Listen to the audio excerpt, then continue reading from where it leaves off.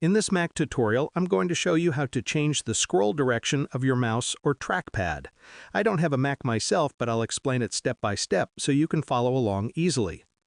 First, click on the Apple logo at the top left corner and go to System Settings.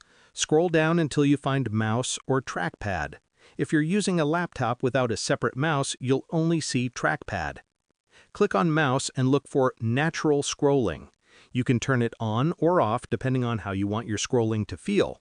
Turning it on mimics the way your phone scrolls when you swipe with your finger. I prefer to turn it off so my mouse and trackpad scroll the same way. For the trackpad, go to Trackpad, then Scroll and Zoom, and you'll see the Natural Scrolling option there as well. Turning it on or off here will match your preference for both devices. And that's it. Now your scrolling will work the way you like on your Mac, whether you use a mouse, a trackpad, or both. If this helped you, make sure to like and subscribe for more Mac tips and tutorials.